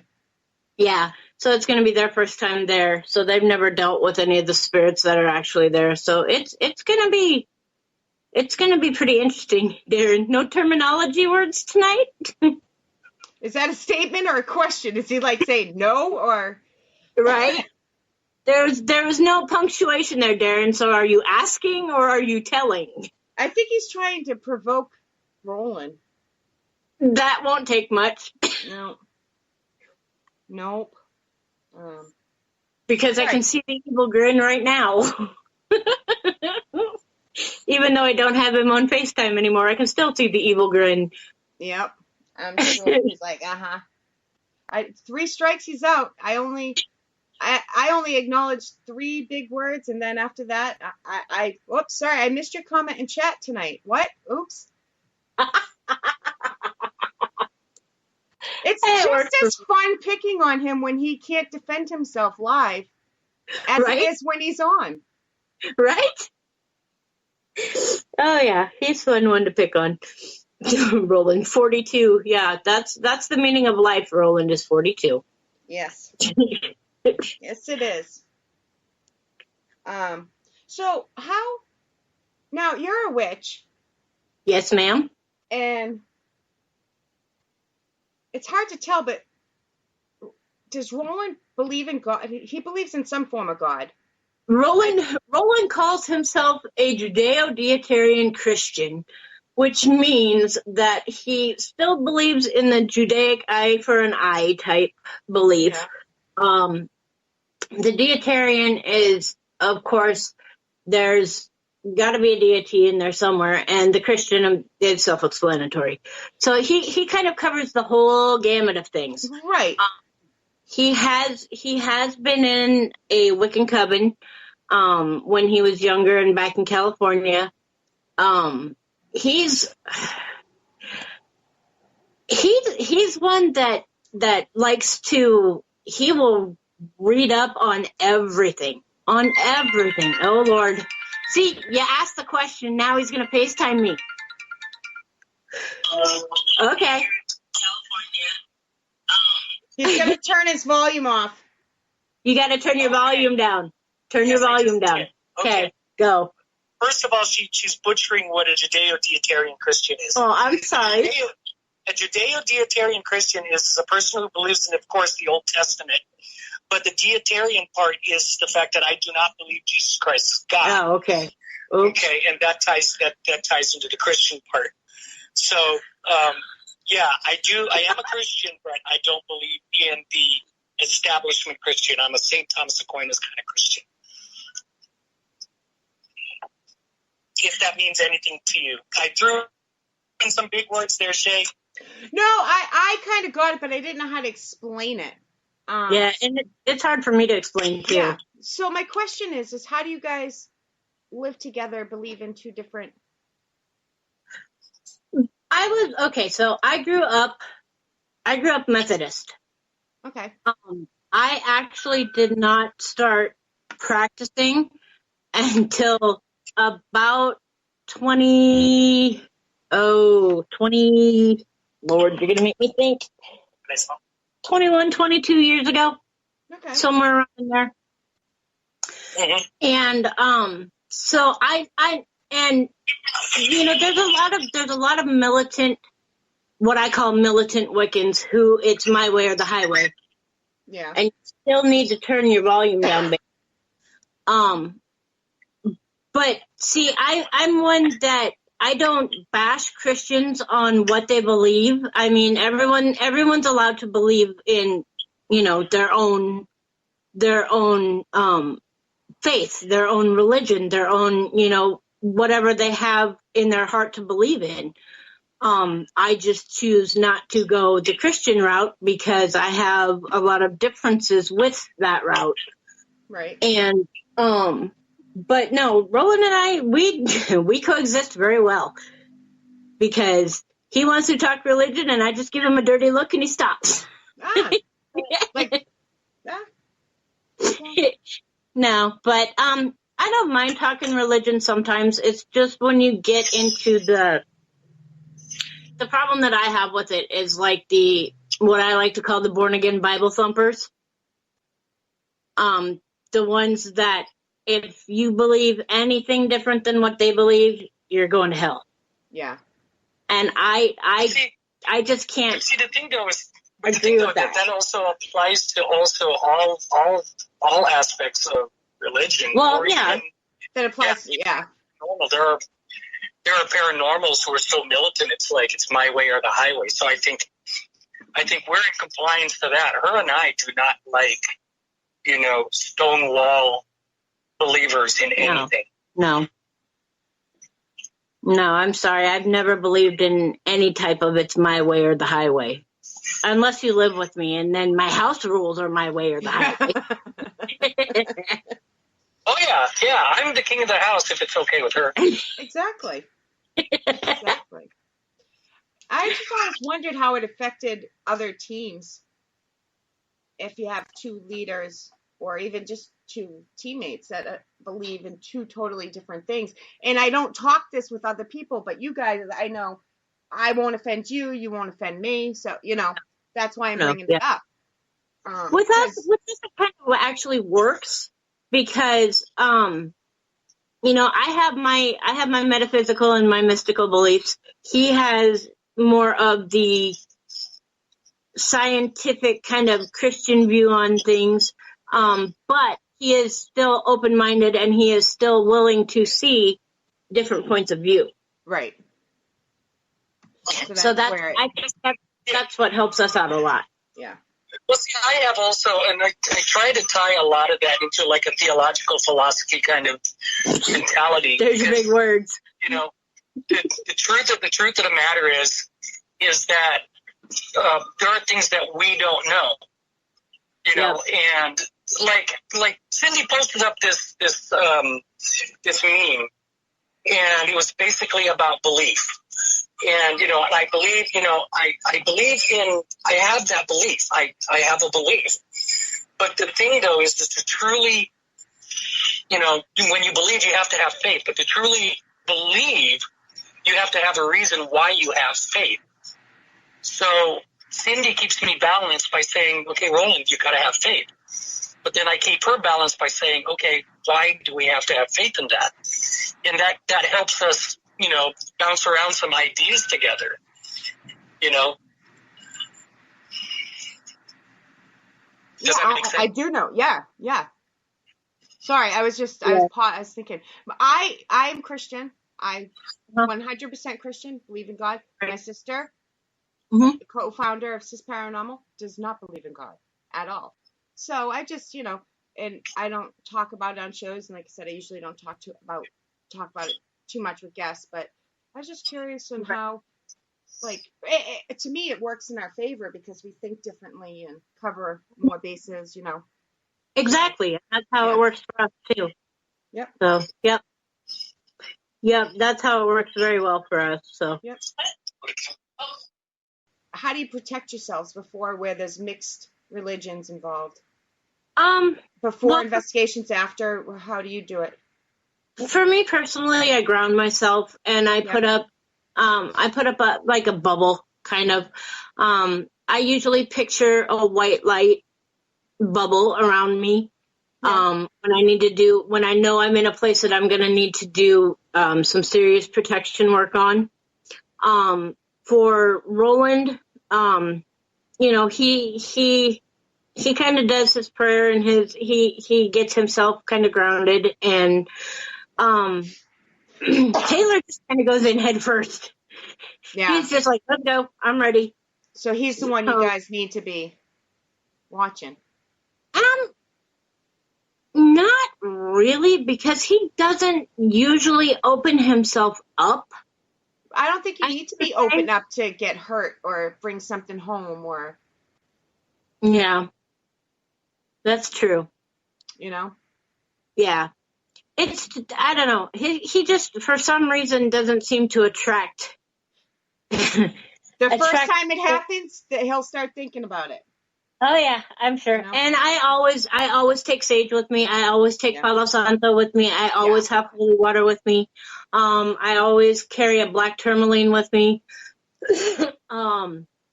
So if there is anything negative that seems to be around, I will Palo Santo and sage the shit out of somebody before we leave.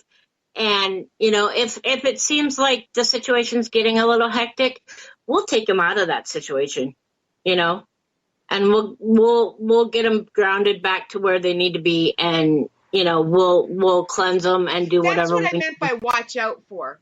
I meant you guys with your prayers and your protection. I didn't mean watch him. I word things poorly, but my sister lets me pray for her.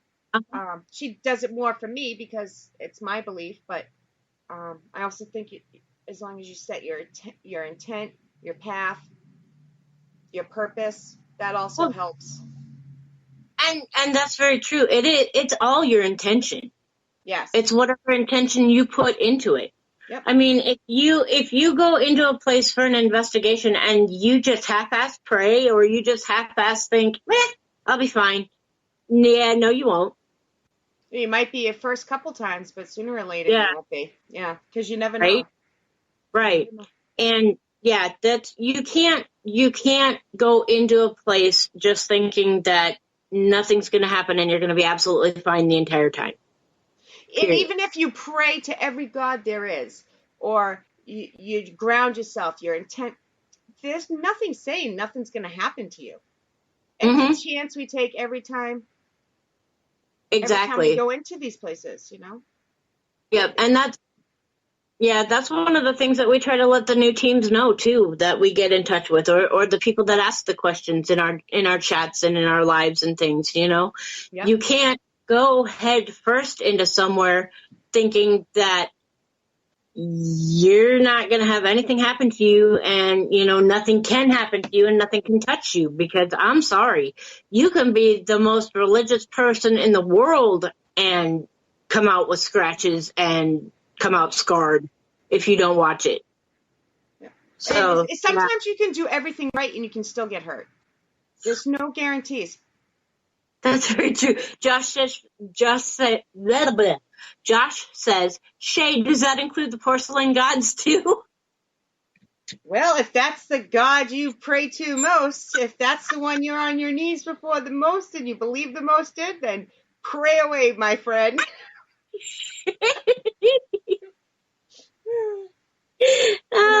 I once said on a show, if you believe that a thumbtack is God, and you really believe it, then pray to that. It's whatever your belief is. It sets your intent. Yep, exactly. Because people have asked me why I don't bring crystals or that type stuff with me. And stuff. Right.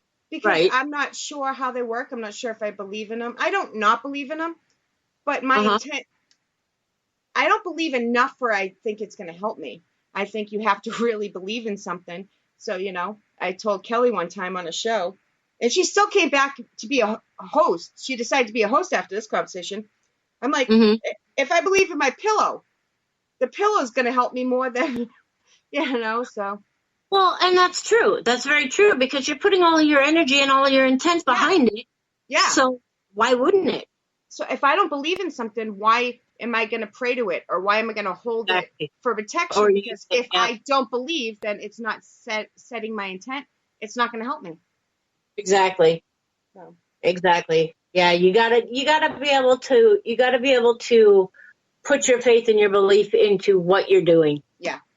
So I know I say it funny to get people's attention, but I really mean it. Hey, Darren, that's not nice to say about me. No, just kidding.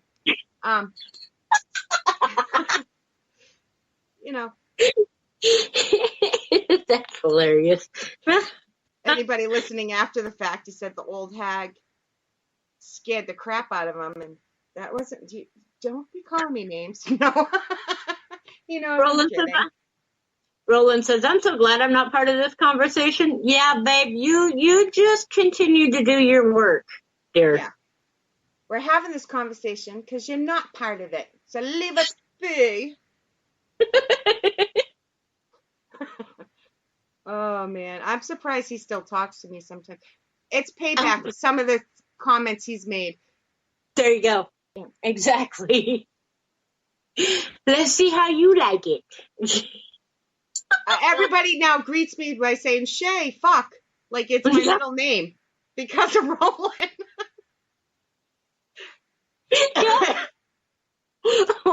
And especially if you hit our live. That's what I mean, yeah. Yep. You step into the room and it's like, oh, Shay's here, fuck, okay. It's like a race to see. We're going to have to start giving prizes away or something soon, man, to see who can say it the fastest. Right. It's hard for women, and I'm going to say in the paranormal, but it's hard for a lot of women left, but it's hard for women in the paranormal because if you're too friendly, you're a flirt or a whore. If you're too straight and narrow, you're conceited and uptight. If you're, if you have to... There's no happy medium. Then you're a bitch. Yeah, there is no happy medium. None. Nope. And I know guys don't always have it great either, but I can't speak to that. I'm not a guy. I can just tell you what I experience as a woman in the paranormal. Right. And I myself, I guess I feel pretty lucky that I really haven't run into that. But by the same token, here, where I'm at in Northwest Iowa, there's not a lot of people that will open up about the paranormal. Yeah. Everybody tells me, oh, there's more people than you think. But they're not coming forward. They're I don't know if they're afraid to have somebody think they're crazy, because if they are, they're barking up the wrong tree, because if people haven't figured out, I've already lost it. Right. I've lost it before it's into the paranormal. Yeah, right? You know?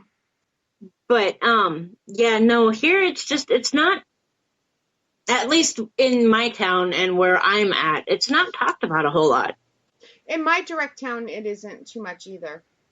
There's a lot around me, and a lot spread out, but, And, that's kind of one of the reasons why we're doing what we're doing, is to get that out there and get the paranormal out there and get people to see that it's not, you're not crazy. Things like that happen, and there are people that will believe you. The more dialogues that are done, the more talks you have, the more positive attention that is brought to the paranormal benefits everybody. Exactly. Agreed. Yep. I strongly believe that. Definitely agree with that. Hello, you are live with Shay's Shit Show. Yay! Yay! Here we go. I'm adding Cynthia back now. Hi, everybody. They're all putting in their orders, so. Yeah, well, see, I still have to go. I still have to figure out what to get for food. Yeah. I'm thinking McDonald's, but, greasy, carcinogenic, heart-rendering, disease-filled burgers made by 5-year-olds who just got out of high school kind of scares me. Okay.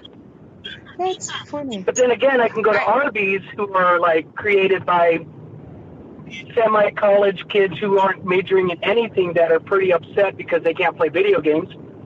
That's not safe. Or I can go to Burger King, which is probably run by some drug cartel Asian guys who are selling kangaroo meat, so I don't know. Okay, so so we're taking over this. Woohoo! We are taking over the show. It is the Raven Rose Hour. Welcome.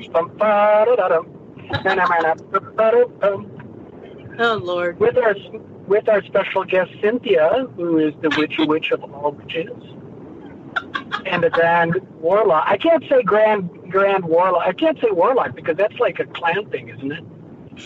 Or no, that's Grand Dragon. Warlock means Warlock. But what is the definition of Warlock, anyways? Isn't Warlock the actual word Warlock? Doesn't that mean Oathbreaker? I think so. I think Warlock is Oathbreaker. I believe that's what it is. I don't know how it. I still don't understand the association between Warlock and witches. Other than it's a class level in Dungeons and Dragons that, Right. So, because I thought witches referred to anybody. Witches was, omnigender, so it made no reference to any gender. It is. Because normally, even if you're a male, it's a witch. You're a witch. So then is there a druid and druidess, or are they all druids? They're all druids. Okay, so there's no gender on that one. Now, in voodooism, though, there is gender, isn't it? Well, yeah, you have a priest and a priestess, or if you're doing that, you have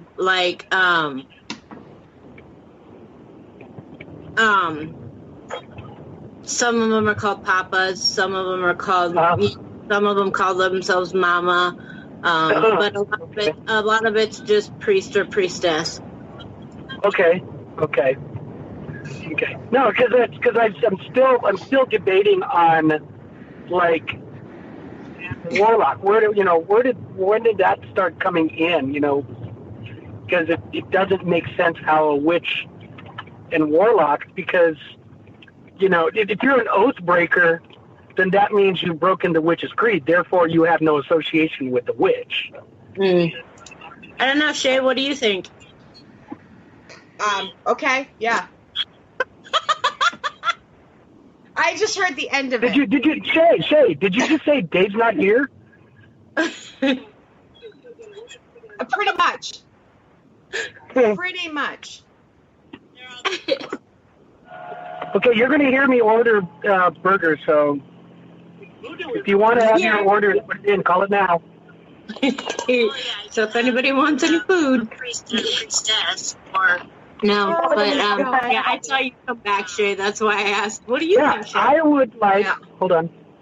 I would like a double cheeseburger, medium fries, medium diet Dr. Pepper. I tried to mute it. I was going to say he could have muted it. I tried muting him. I couldn't. That's all right. This is funnier. You can't mute Diet Coke? Yes, a medium Diet Coke. No, of all people, you cannot mute. And then I'd like a 6-piece That's chicken what they say nugget. about me, too. That's probably why we get along. Okay. And I want 2 apple pies. I had a demonologist on the show 3 weeks ago. 2. Yes, if you got them. Yeah, that was a couple weeks ago, wasn't it? Yeah, wasn't that long ago. And that is it. Okay, so have the million bag James Alito? I need a burger, the 12 and a medium fry. That was end of April, I believe. Awesome. Yeah. Thank you. Yep. I should have sat there saying I want a large orange drink. No, Roland. No. No. Dave's not here. That's why I asked. Why can I hear it playing? Oh, that's me. Sorry. I'm like, what am I hearing? No, that's why you hear it. I had it turned up just a little bit, but I forgot. I was going to turn it back down, and I forgot. That was me. I need a stiff drink, man. Okay, I'd like a large beer and 12 shots of tequila, please. No, Shay don't do tequila no more. Uh-oh. No tequila. Now, hey, Cindy, since we're on the subject of alcohol, oh Lord, is it what does a papa use when they do their spells? Do they use rum? Does it have to be rum, or can it be any kind of alcohol? Normally in voodoo, a lot of it that's used is rum, just because of the Haitian voodoo that got brought up to like New Orleans and stuff. That's what they had on hand was rum. It was the easiest thing for them to get a hold of. Depending, I think, on what you're trying to accomplish and what spells you're doing or what rituals you're doing, it might call different call for different alcohols, but 90% of the time it's rum. Okay. All right, now we can go back to talking about alcohol. Go ahead, Chick. Josh says I can't have any ouzo. No ouzo. Isn't that like a wrestling team? No, that's ouzo. Oh, okay. Sorry. I don't know what either one of them are. Ouzo is a Greek alcohol. It tastes just like black licorice or candy. As soon as you said Greek, yep, I know. Yep, that's what ouzo is. What is it? And they what is it? Hoopa, whatever they yell, right? Opa. Opa. Yeah. Opa. Yep. Hey, I was close. With my memory, that wasn't bad. Darren says she said stiff. That's why when you couldn't hear me, but when Roland called, I answered it. Welcome to Shay's Shit Show. It's a show. Yeah. Where we talk all the time. Yeah. Josh, I never left any scars on you. Kelly, what the hell did I do? Kelly's not going to let me. We added Roland. Oh, yeah. Well, that was the stupid autocorrect thing. Which doesn't definitely correct, so it must be like auto piss everybody off thing. That does it. It does it to me too. Yep.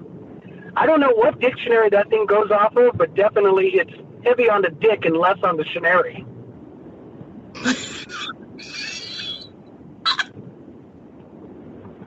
Oh my God! I don't. The chat's worse than the show, people. Oh, I know, right? I don't even know what to say. I'm sorry. Well, this is going to be like the last time you'll have us on the show, right? I'm assuming. Sadly, probably not. Poor Kelly's like, she ain't never taking over for me again. She might never come back. Oh my God. I can't even repeat the stuff that is being said in chat. Yeah, I'm looking at that now. Oh my God. The good news is we only have 4 minutes left of the show, so the FCC can't find us too much more. Oh God. That was not a challenge, Roland. No, I don't think I have enough F-bombs to get you pulled off yet. But I think if we work together as a team, para-unity, we can do it. Yeah, right? We'll just call it F-bomb unity. Yep, there you go. Exactly. So, thank you guys for coming. Thank you for helping and tolerating my madness. Tolerating you, nothing. I think I have to say thank you for everybody tolerating us. Jesus Christ, I know. We took over for 2 seconds, and then we turned this into from the Shay shit show to the Shay the WTF. Welcome to Shay's show. There's no Shay around. Right? We have no Shay taken over. Yeah. We are Shayless. Shayless? Shayless. Yeah. It's kind of like Shameless, but worse. Yes. The M was so embarrassed it left. Yeah, it ran away. I'm going to do some shout-outs here real quick while I'm going to try to. Let's see how far it goes back. Thank you to everybody that's listening, and everybody's alive. Can't control live radio, but when you have good people on the air with you, they cover your ass. So we at least try. Yeah, you did. All right, guys. Check out Raven Rose on Facebook, Instagram, and YouTube. Raven Rose Paranormal. Sometimes they're this crazy on their own. Sometimes they're serious, just like me. So, any last words, real quick here before I have to go face. Well, thank you. Just want to say thank you for having us on. Definitely like and share all of these shows. We have a time with you all the time, Shay. We have a great time with Kelly. Anytime you're on our show, we're on your show. We always have fun. Yeah. So I enjoy it. What'd he say? What'd you say? He dropped the F-bomb again. No, because it's the last word, but now since it's not the last word, He's just being a brat. I know. Now you should see the look of disappointment in his face, guys, that wasn't the last word. You are married. You should know you don't get the last word. Right? I know. I'm around the of last year. You notice I'm moving the schedule further and further back. Soon it will be the witches before time. Fuck.